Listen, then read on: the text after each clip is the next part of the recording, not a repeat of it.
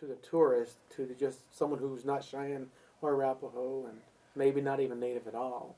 Why do you think it's important that they hear from direct descendants of those prisoners? You got to learn about the history. You got to understand, and these people that want to acknowledge this place or go down to this place, they need to understand our people was there for the wrong reason or the right reason. It don't matter, but there were deaths there, and they just need to understand. It's a history part. Yeah, for us to see the other part, to understand, like I mentioned earlier before, we just got the information from the white side. Yeah. I believe during all these 100 years, we've got we got bombarded. Well, why you watch TV and movies? We're always a savage. We always wanted war. Yeah. Yeah. Which was not true.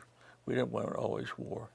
We're just protecting our land, our rights to, as any sovereign nation would. And so for all these years, we've been kind of got some bad press, and that kind of justifies the almost killing off of our race. I'm not trying to be militant here. I'm just trying to tell you the truth. We just kind of ignored, through history, and say, hey, there were some people here that had a way of life, that believe in God, that believe in the Great Spirit, that believe in protecting, their elders, their children, protecting, making the land sacred and not to be abused. An idea that we're part of all the creation. We have things to offer to the modern, the Western civilizations.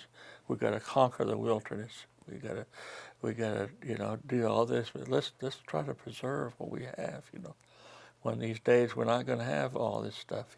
Mm-hmm. All these resources that we have, the natural resources, and we're part of the land.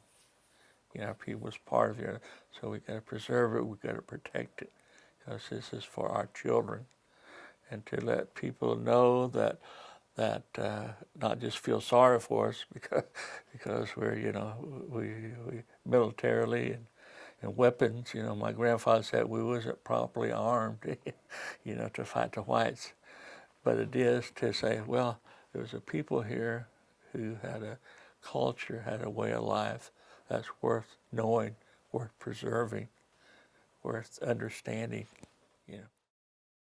How would you like to see Big Moccasin remembered in people's minds?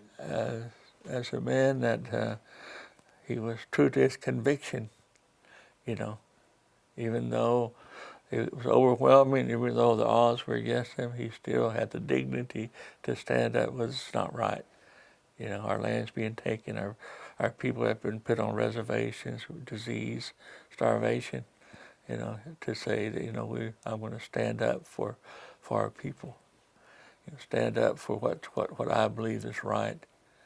And that's what I like to think about, when I think about some of our early Native Americans that were here. And a lot of us are gone, a lot of our people were killed earlier than they descendants are gone, they're not here. And we're left, just a few of us are left here to say, we do have a place in history. We have a place in this world that was important, to this continent, to the history of the United States.